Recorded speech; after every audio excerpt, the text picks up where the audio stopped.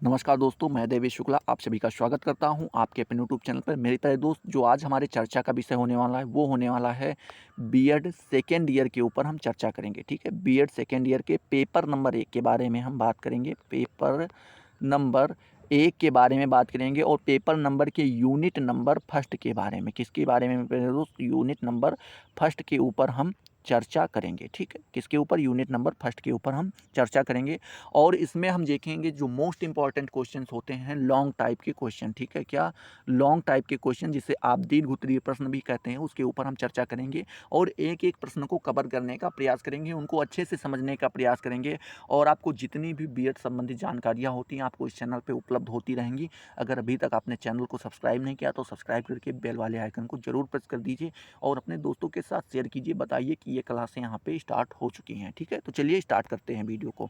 देखते हैं आपका जो पहला प्रश्न है वो कुछ इस प्रकार से पूछा गया है कि शैक्षिक प्रशासन से आप क्या समझते हैं। ठीक है, यहाँ पे आपको बताना है कि शैक्षिक प्रशासन से आपका क्या अभिप्राय है, आप क्या समझते हैं। शैक्षिक प्रशासन की परिभाषा देनी है आपको और उसके क्षेत्र की विवेचना करनी है। ठीक है, थोड़ा अगर और प्रश्न घुमा के पूछना चाहे तो कुछ इस प्रकार से पूछ सकता है कि भारत में शैक्षिक प्रशासन के अर्थ, ठीक है, परिभाषा और विषय विस्तार की विवेचना करनी है, मतलब भारत को आप संदर्भ में रखते हुए। ठीक है, तो चलिए देखते हैं इसका जवाब आपको कुछ इस प्रकार से देना होगा मेरे प्यारे दोस्त। तो आपको पहले हेडिंग डाल देनी होगी मेरे प्यारे दोस्त। क्या डालना होगा कि शैक्षिक प्रशासन का अर्थ। ठीक है, यहाँ पे आपको शैक्षिक प्रशासन का अर्थ समझाना है। तो देखते हैं इसमें लिखना होगा बहुत से लोग जो प्रशासन को मुख्यतया एक राजनीतिक प्रक्रिया मानते हैं। ठीक है, समझते हैं, मतलब यहाँ पे कह रहे हैं कि बहुत से लोग ऐसे हैं जो क्या करते हैं, प्रशासन शब्द जब उनके दिमाग में जाता है या जब कभी भी वो सुन पाते हैं तो उनके दिमाग में एक ही चीज़ चलती है कि ये तो एक राजनीतिक प्रक्रिया है। ठीक है, अब बात करें शैक्षिक प्रशासन या फिर शिक्षा प्रशासन का अर्थ शिक्षा विभाग द्वारा शासकीय नियंत्रण से लगाते हैं। मतलब किससे लगाते हैं? जो शिक्षा विभाग द्वारा शासकीय नियंत्रण किया जाता है उसी से जो है हम शिक्षा प्रशासन या फिर शैक्षिक प्रशासन का अर्थ लगाते हैं। ठीक है, अब बात करें उनके अनुसार केंद्रीय सरकार, राज्य सरकारों, ठीक है, केंद्रीय सरकार, राज्य सरकारों एवं स्थानीय निकायों के शिक्षा विभागों द्वारा शिक्षा प्रक्रिया पर जो नियंत्रण एवं अनियमन लगाए जाते हैं उसे शिक्षा प्रशासन कहते हैं। ठीक है, अब कह रहे हैं कि जैसे केंद्रीय सरकार या राज्य सरकार या आपका जो स्थानीय निकाय है, ठीक है, उनके द्वारा जो शिक्षा विभाग के शिक्षा विभागों द्वारा, जो वहाँ पे तीनों में शिक्षा विभाग पाए जाते हैं, उनके द्वारा जो शिक्षा प्रक्रिया पर नियंत्रण किए जाते हैं, जो उस पे नियमन मतलब नियम बनाए जाते हैं, वो सारे क्या होते हैं? शिक्षा प्रशासन कहलाते हैं। ठीक है, आगे बात करें तो किंतु शिक्षा प्रशासन का यह बहुत ही संकुचित अर्थ है। मतलब कह रहे हैं अगर बताएं तो यह जो है शिक्षा प्रशासन का एक छोटा सा अर्थ है। कुछ लोग शिक्षा प्रशासन को विद्यालय प्रशासन के नाम से संबोधित करते हैं। मतलब बहुत सारे लोग ऐसे भी हैं जो शिक्षा प्रशासन का एक नया नाम निकालते हैं, कहते हैं इसे विद्यालय प्रशासन के नाम से भी संबोधित मतलब पुकारते हैं। बात करें किंतु वास्तव में शिक्षा प्रशासन एवं विद्यालय प्रशासन दोनों पर्यायवाची शब्द नहीं हैं। कह रहे हैं कि यहाँ पे जो आपका शिक्षा प्रशासन है और जो विद्यालय प्रशासन है ये दोनों पर्यायवाची शब्द नहीं हैं, इन दोनों के अर्थ अलग अलग होते हैं। जब हम शिक्षा प्रशासन की बात करते हैं तो हमारा ध्यान शिक्षा पर जाता है और जब हम विद्यालय प्रशासन की बात करते हैं तो हमारा ध्यान किसी शैक्षिक संस्था की ओर जाता है। ठीक है, मतलब कह रहे हैं कि जब आप कभी भी बात कीजिए और कभी शैक्षिक प्रशासन की बात कीजिए तो आपका जो दिमाग है मेरे प्यारे दोस्त वो कहाँ पे जाएगा? तो आपका वो है शिक्षा शिक्षा की ओर दिखाई पड़ेगा। आपको लगेगा कि हाँ भाई, शिक्षा के बारे में बात की जा रही है। अब जब आपसे विद्यालय प्रशासन की बात की जाएगी तो आपको लगेगा किसी संस्थान के बारे में यहाँ पे चर्चा की जा रही है। ठीक है, अब बात करते हैं, ठीक है, आगे लिखा है तो हमारा ध्यान किसी शैक्षिक संस्था के प्रबंधन पर जाता है। बात करें सर्वश्री गौंड एवं शर्मा। क्या मेरे प्यारे दोस्त? सर्वश्री गौंड एवं शर्मा ने दोनों के अर्थ एवं अंतर को स्पष्ट करते हुए लिखा है। क्या लिखा है? कि शैक्षिक प्रशासन अपना प्रमुख ध्यान शिक्षा पर केंद्रित करता है, जबकि विद्यालय प्रशासन किसी विद्यालय व कॉलेज के संगठनात्मक पहलू पर केंद्रित करता है। मतलब कह रहे हैं कि जो शिक्षा प्रशासन होता है वो उसका जो ध्यान होता है, उसका मेन लक्ष्य जो होता है वो शिक्षा होता है, उसके ऊपर वो टारगेट अपना बना के चलता है, वो अपना लक्ष्य मान के चलता है। लेकिन जो आपका विद्यालयी प्रशासन है वो किसी विद्यालय या फिर कॉलेज के संगठनात्मक पहलू पर केंद्रित रहता है, उसके पहलू पर वहाँ पे कैसे नियंत्रण करना है उसके बारे में वो देखता है। ठीक है, आगे बात करें शिक्षा प्रशासन का संबंध शैक्षिक नीतियों, शैक्षिक नियोजन निर्देशन समन्वय एवं शैक्षिक कार्यक्रमों के परिनिरीक्षण, क्या मेरे प्यारे दोस्त, के परिनिरीक्षण से है। और विद्यालय प्रशासन का संबंध किसी शैक्षिक संस्था की नीतियों, उसके संचालन एवं नियंत्रण से है। मतलब कह रहे हैं जो आप बात करते हैं शिक्षा प्रशासन का, तो उसका संबंध जो है हम शैक्षिक नीतियों से देख पाते हैं कि हमारी शैक्षिक नीतियाँ कैसी होंगी, शैक्षिक नियोजन कैसा होगा, निर्देशन कैसा होगा, वहाँ का समन्वय कैसा होगा। ठीक है, ठीक है। और उसके बाद शैक्षिक कार्यक्रम कैसे होंगे, इस पर हमारा जो है उस पर निरीक्षण किया जाता है, परिनिरीक्षण किया जाता है और उस पर नियम बनाए जाते हैं। ठीक है। लेकिन अगर वहीं पे आप विद्यालयी प्रशासन की बात करें तो उसका संबंध जो है हमें किसी शैक्षिक संस्था, ठीक है, जैसे कि स्कूल, विद्यालय, इनसे सबसे, या फिर शैक्षिक नीतियों से बात की या उनके संचालन व नियंत्रण से हमें संबंध दिखाई पड़ता है। ठीक है। आगे बात करें शैक्षिक प्रशासन, क्या मेरे प्यारे दोस्त, शैक्षिक प्रकाशन प्रशासन प्रकृति में विद्यालय प्रशासन से अधिक गत्यात्मक है और इस प्रकार वह एक व्यापक शब्द है। मतलब कह रहे हैं कि जो शैक्षिक प्रशासन है इसकी प्रकृति जो अगर आप देखेंगे तो विद्यालय प्रशासन से अधिक गत्यात्मक, मतलब अधिक ज़्यादा चलने वाला पहलू है। ठीक है, अधिक गत्यात्मक दिखाई पड़ता है और इसी प्रकार आप यह एक व्यापक शब्द है, मतलब जो आपका शैक्षिक प्रशासन है या एक व्यापक शब्द के रूप में आपको दिखाई पड़ता है। अब आगे हम बात करें तो बात कर सकते हैं कि शैक्षिक प्रशासन की परिभाषा, मतलब कौन से वैज्ञानिक ने शैक्षिक शैक्षिक प्रशासन की क्या परिभाषा दी है उसके ऊपर हम बात करेंगे। ठीक है, तब देखें शैक्षिक प्रशासन की प्रमुख परिभाषाएं निम्नलिखित हैं। पहले आपके आ जाते हैं कैम्बेल एवं अन्य विद्वान। ठीक है, कैम्बेल एवं अन्य विद्वान जो है ये बताते हैं कि शैक्षिक प्रशासन में शिक्षण तथा सीखने की प्रक्रिया से, क्या मेरे प्यारे दोस्त, जो शैक्षिक प्रशासन है इसमें शिक्षण तथा सीखने की प्रक्रिया से संबंधित लक्ष्यों, ठीक है, नीतियों के विकास को प्रोत्साहित करने वाली सुविधाएं निहित हैं। मतलब कह रहे हैं कि जो शैक्षिक प्रशासन है इसमें जो शिक्षण, मतलब कि पढ़ाने का जो तरीका होता है या जिसे सीखने की प्रक्रिया करते हैं, इससे संबंधित जितने भी लक्ष्य हैं एवं नीतियां हैं उनके विकास को प्रोत्साहित करने, मतलब उनके जो लक्ष्य हैं, उनकी जो नीतियाँ हैं उनको डेवलप करने को प्रोत्साहित, मतलब कि उनको इंक्रीज़ करने की वाली सुविधाएं इसमें पाई जाती हैं। यह शिक्षण तथा सीखने के उपयुक्त कार्यक्रमों के विकास को प्रोत्साहन प्रदान करता है। मतलब कह रहे हैं कि यह शिक्षण, जिसे हम सीखने के कार्यक्रम भी कह सकते हैं, उनके विकास को प्रोत्साहित करता है, उनको और क्या करता है, इंक्रीज़ करता है। बात करें साथ ही शिक्षण एवं सीखने की प्रक्रिया को संचालित करने के लिए मानवीय एवं भौतिक तत्वों की व्यवस्था भी करता है। ठीक है। अब आपके जो अगले दूसरे नंबर आ जाते हैं मेरे प्यारे दोस्त, वो आपके आ जाते हैं वेलफोर ग्राहम। कौन मेरे प्यारे दोस्त, वेलफोर ग्राहम महोदय जो आ जाते हैं, थोड़ा सा इसको फिट कर दें। वेलफोर ग्राहम के बारे में बात करें तो इन्होंने कहा है कि शैक्षिक प्रशासन उपयुक्त बालकों को उपयुक्त शिक्षकों द्वारा समुचित शिक्षा प्राप्त करने के योग्य बनाता है। ठीक है, मतलब कह रहे हैं कि जो शैक्षिक प्रशासन है ये उपयुक्त बालक, जो वहाँ पे बालक उपस्थित हैं, वो उपयुक्त शिक्षकों द्वारा समुचित शिक्षा प्राप्त करने के योग्य बनाता है, जिससे वह उपलब्ध आर्थिक साधनों का उपयोग करके अपने प्रशिक्षण को सर्वोत्तम को प्राप्त करने में समर्थ हो सकें। ठीक है, अब आपके आ जाते हैं अगले मुखर्जी महोदय। तो मुखर्जी महोदय जो है बताते हैं मेरे प्यारे दोस्त, क्या बताते हैं कि शैक्षिक प्रशासन भौतिक साधनों एवं मानवीय साधनों तथा सभी प्रकार के लोगों के साथ काम करने के प्रबंध से संबंधित है। ठीक है, आगे कहते हैं वास्तव में शैक्षिक प्रशासन अजीवित वस्तुओं की अपेक्षा मनुष्य से अधिक संबंधित है। मतलब कह रहे हैं कि जो शैक्षिक प्रशासन है ये अजीब, जिनके अंदर जीवन नहीं पाया जाता है, उनसे ज़्यादा जो है मनुष्य से संबंधित ज़्यादा लगती है। अगला प्रश्न आपका आ जाता है शैक्षिक प्रशासन के क्षेत्र के बारे में हम चर्चा करेंगे। बात करें शैक्षिक प्रशासन के क्षेत्र के बारे में प्यारे दोस्त, तो यहाँ पे आप कह सकते हैं, ठीक ठीक है, यहाँ पे आप कह सकते हैं कि गौंड एवं शर्मा के अनुसार देखें तो उन्होंने इसके क्षेत्र के बारे में कहा है कि सर्वश्री डी एन गौंड, ठीक है, कौन मेरे प्यारे दोस्त, सर्वश्री डी एन गौंड और आर पी शर्मा ने अपनी पुस्तक में शैक्षिक प्रशासन के क्षेत्र के अंतर्गत निम्नलिखित बातों का समावेश किया है। ठीक है, कुछ बातें यहाँ पे बताई उनके क्षेत्र संबंधित, जो कुछ इस प्रकार से हैं। पहली बात उन्होंने ये बताई है कि समाज के सभी बालकों के लिए शिक्षा की योजना बनाना। मतलब कह रहे हैं कि इसके द्वारा क्या होता है कि बालक के जितने भी समाज में जितने भी बालक हैं उनके लिए, सभी के लिए शिक्षा की योजना बनाई जानी चाहिए। दूसरा उन्होंने बताया है इसके अंतर्गत कि इस योजना को कार्य रूप से परिणित करने के लिए समस्त उपलब्ध क्या मेरे प्यारे दोस्त समाप्त उपलब्ध साधनों को एकत्रित करना चाहिए। मतलब कह रहे हैं कि जो ये योजनाएँ आपने बनाई हैं, अब इनको अगर आपको लागू करना है, कार्य के रूप में परिणित करना है, तो इसके लिए आपको जितने भी उपलब्ध साधन हैं उनको एकत्रित मतलब इकट्ठा करना होगा। फिर तीसरी जो बात उन्होंने बताई है वो बताई है कि समाज के उद्देश्यों, उनकी उसकी आवश्यकताओं, ठीक है, परिपाटियों, ठीक है, आशाओं एवं आकांक्षाओं आदि को भली-भाँति समझकर शिक्षा के उद्देश्य को निश्चित करना। मतलब कह रहे हैं इन सारी चीज़ों को आप जब अच्छे से समझ लेते हैं, फिर उसके बाद शिक्षा के उद्देश्य को आप क्या करते हैं मेरे प्यारे दोस्त, निश्चित करते हैं कि अब शिक्षा का उद्देश्य क्या होगा। चौथे नंबर पे बात करें तो शिक्षा की क्रिया को ठीक ढंग से संचालित करना। मतलब जितनी शिक्षा की क्रिया है उसको अगर आप अच्छे ढंग से संचालित करना चाहते हैं और परिणाम का मूल्यांकन करना, जो भी परिणाम मिल रहा है उसका आप मूल्यांकन करते हैं, तदुपरांत उसके आधार पर आगे की योजना बनाना। मतलब जिस प्रकार के परिणाम आए हैं उसी के अनुसार जो है आप फिर क्या करते हैं, आगे की योजना बनाते हैं।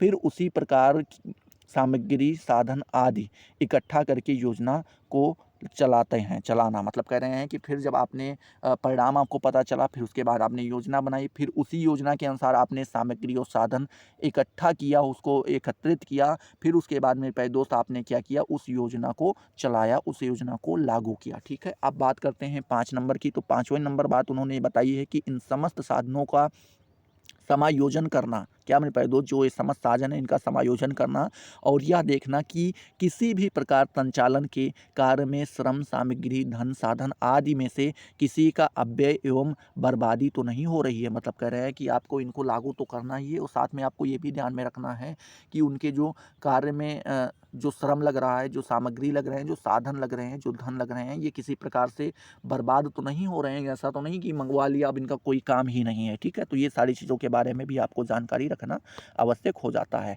बात करें यहाँ पे 12 नंबर, तो यहाँ पे लिखा है अमेरिकी शिक्षा शास्त्रियों ने। पहला तो हमने देख लिया था भारतीय शिक्षा शास्त्रियों में, तो अब अमेरिकी शिक्षा शास्त्रियों के अनुसार देखें तो उन्होंने बताया है अमेरिकन शिक्षा शास्त्रियों व शिक्षा विशेषज्ञों ने शैक्षिक प्रशासन के क्षेत्र के अंतर्गत निम्नलिखित बातों को सम्मिलित किया। उन्होंने भी कुछ बातें बताई हैं। कौन कौन सी बातें बताई हैं? पहला उन्होंने बताया है कि शिक्षकों, अन्य संबंधित व्यक्तियों, शैक्षिक उपकरणों तथा विद्यालयों के भवन निर्माण आदि के लिए वित्तीय व्यवस्था करना। ठीक है, वहाँ के लिए शिक्षक जब आप रखते हैं तो उनको कुछ ना कुछ पैसा देना पड़ेगा। ठीक है, अन्य संबंधित व्यक्तियों, वहाँ पे जो और भी लोग हैं जैसे चपरासी हो जाते हैं, बाबू हो जाते हैं, जिनका पढ़ाने का काम नहीं होता है लेकिन फिर भी वहाँ पे प्रधानाध्यापक हो जाते हैं, ये लोग जो रहते हैं इनसे संबंधित एवं शैक्षिक उपकरण, मतलब जैसे कि आपको वहाँ पे बोर्ड वगैरह चाहिए होगा, फिर उसके बाद आपको वहाँ पे सीटें वगैरह चाहिए होंगी या टाट पट्टी जो कुछ भी आप लगाते हों वो सारी चीज़ें चाहिए होंगी। ठीक है, और जिस जगह पे आप पढ़ाएँगे वहाँ पे भवन निर्माण के लिए उस जगह पे कुछ ना कुछ भवन बनाएँगे ना, तभी तो वहाँ पे आप बैठा के पढ़ाएँगे।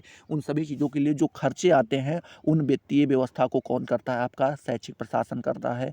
बात करें दूसरी बात उन्होंने बताई है कि योजनाओं, नीतियों एवं व्यक्तियों की क्रियाओं का समय-समय पर मूल्यांकन करना। जो योजनाएँ हैं, जो नीतियाँ हैं, जो व्यक्ति की क्रियाएँ हैं, इनका समय-समय पे जाँच करते रहना, ये दूसरा जो है उन्होंने उनके क्षेत्र के बारे में बताया है। तीसरा बताया कि उनके क्षेत्र के अंतर्गत ये भी आते हैं कि शिक्षा के उद्देश्य के संबंध में सम सहमति प्रदान करना, प्राप्त करना। मतलब कह रहे हैं उनके जो शिक्षा के उद्देश्य हैं उनके संबंध में जो है उन्हें सहमति भी प्रदान करनी होती है। चौथी बात उन्होंने बताई है मेरे प्यारे दोस्त कि शिक्षा एवं अन्य, क्या मेरे प्यारे दोस्त, शिक्षा एवं अन्य संबंधित व्यक्तियों को भर्ती करना और उन्हें उनके कार्यों एवं उत्तरदायित्वों से परिचित कराना। मतलब कह रहे हैं कि शिक्षक को तो आप भर्ती ही करते हैं, उसके बाद जो अन्य लोगों का वहाँ पे काम होता है जैसे प्रधानाध्यापक और चपरासी वगैरह, ये लोग जो हो जाते हैं इनकी भी आप भर्ती करते हैं। और जब आप इनकी भर्ती करते हैं, ये आपका शैक्षिक प्रशासन का ही कार्य होता है। जब वो भर्ती करता है उसके बाद उनको ये काम समझाता है कि तुमको काम क्या करना होगा, ठीक है, तुम्हें यहाँ पे क्यों लाया गया है। पांचवा जो बात उन्होंने बताई वो बताई है कि संबंधित व्यक्तियों को परस्पर सहयोग के लिए प्रेरित करना। मतलब कह रहे हैं कि जो वहाँ पे और भी लोग हैं परस्पर संबंधित व्यक्ति जो हैं उनको क्या करना है कि जो परस्पर सहयोग होते हैं उनके लिए उनको प्रेरित करना कि जो भी सहयोग लग सके आप उनको वहाँ पे दे सकते हैं। ठीक है, अब बात करते हैं आपके तीसरे नंबर कौन आ जाते हैं। पहला आपने भारतीय देखा, दूसरा आपने जो है अमेरिकी देखा। अब देखते हैं ग्रेप एवं स्ट्रीट के अनुसार देखें तो उन्होंने बताया है कि सर्वश्री ओरिन वी ग्रेप, कौन मेरे प्यारे दोस्त, ओरिन वी ग्रेप एवं केल्विन केल्विन एम स्ट्रीट ने शिक्षा प्रशासन के विभिन्न अंगों के रूप का विभाजन निम्न प्रकार से किया है। पहला जो विभाजन किया उन्होंने बताया है कि पाठ्यक्रम एवं शिक्षण, ठीक है, पहला अंग बताया है पाठ्यक्रम एवं शिक्षण। बात करें पाठ्यक्रम में शिक्षण प्रविधियों, भौतिक साधनों एवं परिणाम के मूल्यांकन का समावेश होता है, ठीक है। मतलब यहाँ पे कह रहे हैं कि आप तो पहले ये क्या काम होता है, शैक्षिक प्रशासन का ये काम होता है कि वो पाठ्यक्रम का निर्माण करे, फिर उसके बाद उसकी शिक्षण व्यवस्था, मतलब किस प्रकार से उन चीज़ों को पढ़ाया जाएगा, शिक्षण प्रविधियों के बारे में, भौतिक साधन जो वहाँ पे जिन जिन साधनों का प्रयोग हुआ उनके बारे में, ठीक है। वहाँ पे मूल्यांकन करवाना कि जो पढ़ाया जा रहा है क्या उन सारी चीज़ों का लाभ हमें दिखाई पड़ रहा है, इन सारी चीज़ों की व्यवस्था कौन करेगा, आपका शैक्षिक प्रशासन करेगा। दूसरा उन्होंने बताया है, दूसरा अंग बताया है कार्यकर्ता छात्र, ठीक है। इसके अंतर्गत छात्रों की भर्ती, उनकी स्थापना, वर्गीकरण, उनका सम्मिलित मार्ग प्रदर्शन, उद्देश्य, उनका उन्नति वितरण, ठीक है, उनका उन्नति वितरण, अनुशासन, असंतुलित की परिचर्या एवं सेवा कार्य की हीनता का समावेश होता है, ठीक है। मतलब कह रहे हैं कि ये सारी चीज़ें जो हैं कार्यकर्ता छात्र के अंतर्गत पाई जाती हैं। बात करें यहाँ पे तीसरा जो उन्होंने अंग बताया वो बताया है कार्यकर्ता अध्यापक वर्ग या भर्ती शिक्षकों की सेवा प्राप्ति, व्यापारिक विकास के अवसर एवं सेवा कार्य के लिए अधिकाधिक सुयोग्य अवसर प्रदान करके कल्याण भावना आदि की नीति निश्चय करता है। मतलब कह रहे हैं कि जो आपके टीचरों की भर्ती होती है वो क्या करते हैं आपके जो भी कार्य होते हैं वो अच्छे से करवाते हैं, उनका उसी लिए भर्ती वहाँ पे करवाई जाती है। चौथा जो होती है यहाँ पे बोला गया है स्कूल भवन, स्कूल भवन के बारे में बताया गया है। इसके अंतर्गत विद्यालय भवन नियोजन निर्माण की स्थापना और उसके कुशल प्रयोग के लिए प्रबंध का समावेश होता है, ठीक है। मतलब कह रहे हैं कि आप घर वगैरह कोई चीज़ बनवाते हैं उसमें उनका निर्माण करवाते हैं, वहाँ पे उनका प्रयोग भी करते हैं, अच्छे से प्रबंधन करते हैं, इन सारी चीज़ों का समावेश स्कूल भवन के अंतर्गत आता है। पाँचवा उन्होंने बताया संगठनात्मक संरचना, इसके अंतर्गत अध्यापक, छात्रों एवं अन्य साधनों का समायोजन होता है। मतलब कह रहे हैं कि छात्र, अध्यापक और प्रधानाध्यापक जो होते हैं इनके बीच क्या संबंध पाया जाएगा, इन सारी चीज़ों के बारे में यहाँ पे चर्चा की जाती है। छठा नंबर बताया है वित्त एवं व्यापारिक संगठन, इसमें स्रोतों की उपलब्धि, धनराशि की प्राप्ति, सुगमता, उनका विभाजन एवं उनका लेखा जोखा तैयार करना आदि आता है। मतलब कह रहे हैं कि जो आप बच्चों से फीस प्राप्त करते हैं उनसे जो आपको फीस से जो धनराशियाँ इकट्ठी होती हैं अब उनका आप क्या करेंगे, विभाजन करेंगे सभी लोगों का, उन सभी चीज़ों का लेखा जोखा तैयार करेंगे, कितना खर्चा लगा, कितने लोगों को कितना सैलरी दी, ये सारी चीज़ें आप वहाँ पे तैयार करेंगे। अब लिखा है सुलभ वाहन, 7वां नंबर आ जाता है सुलभ वाहन। इसके अंतर्गत बालकों को स्कूल से घर एवं घर से स्कूल ले जाने, उनकी सैर एवं यात्रा का प्रबंधन करने तथा निश्चित विविध साधनों द्वारा उनके लिए साधन जुटाने आदि बातों का समावेश होता है। मतलब कह रहे हैं कि बच्चे कैसे घर आएंगे, कैसे घर जाएंगे, मतलब जो साधन का आप प्रयोग करते हैं उनके बहुत सारे साधन होते हैं, उनका प्रयोग इन सारी चीज़ों के अंतर्गत आ जाता है। अब यहाँ पे जो नंबर आता है वो आता है भारतीय शिक्षा शास्त्रियों के अनुसार।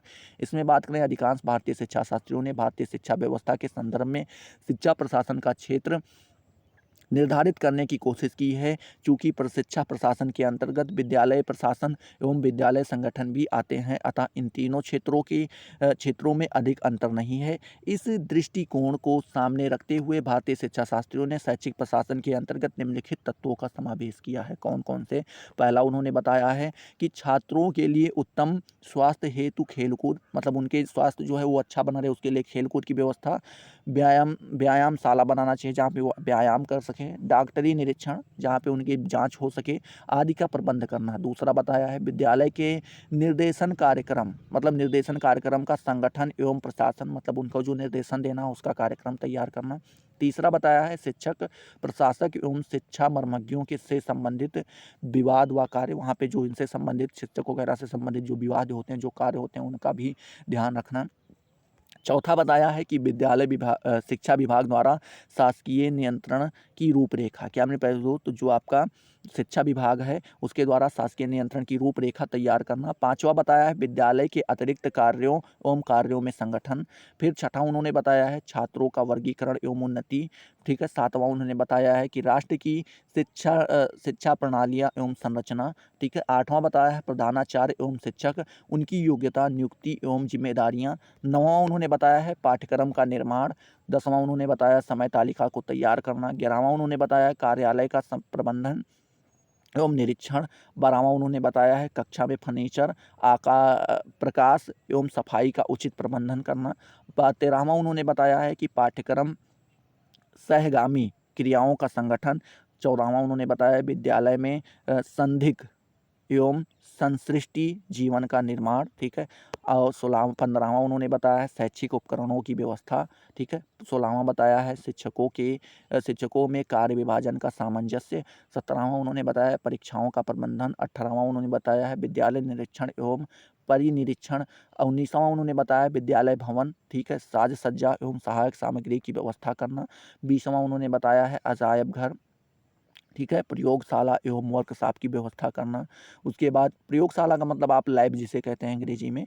21 नंबर उन्होंने बताया है निर्धन छात्रों की शिक्षा प्राप्ति फीस, ठीक है, उनके जो आप कहते हैं वजीफा कहते हैं, स्कॉलरशिप कहते हैं जिसे, पुस्तकों एवं अन्य प्रकार की सहायता। 22 नंबर बताया गया है विद्यालय लेखे एवं रजिस्टर तैयार करना, ठीक है। उसके बाद 23 नंबर पर बताया गया है अनुशासन की स्थापना। 24 नंबर बताया गया है गृह कार्य प्रदान कराना, होमवर्क जिसे आप कहते हैं। 25 नंबर बताया गया है आपका कि घर एवं विद्यालय के बीच मधुर संबंध स्थापित करना। 26वां नंबर बताया गया है शिक्षण विधियाँ एवं उनके आवश्यक अंगों का निर्माण करना। 27वां नंबर बताया गया है सामाजिक शिक्षा के लिए विभिन्न क्रियाओं का प्रबंधन करना। 28वां नंबर बताया गया है पुस्तकालय की व्यवस्था। 29वां नंबर बताया गया है छात्रावास की व्यवस्था एवं उनका प्रबंधन। 30वां नंबर बताया गया है विद्यालय की वित्तीय व्यवस्था, ठीक है। तो ये आपके यहाँ पे 30 जो है क्या बताए गए हैं मेरे प्यारे दोस्त, 30 अंग बताए गए हैं, ठीक है। 30 अंग यहाँ पे बताए गए हैं किसके, शैक्षिक प्रशासन के। तो आई होप ये सारी चीज़ें आपको क्लियर हुई होंगी। क्लियर हुई तो फटाफट वीडियो को लाइक करो, अपने दोस्तों के साथ शेयर करो। अभी तक अगर आपने चैनल को सब्सक्राइब नहीं किया तो सब्सक्राइब करके बेल वाले आइकन को जरूर प्रेस कर दो, जिससे आपको सारी नोटिफिकेशन मिलती रहें और आप उनसे लगातार लाभान्वित होते रहें। तो चलिए अगले वीडियो में मिलते हैं नए जोश नए टॉपिक के साथ। तब तक के लिए जय हिंद, जय भारत।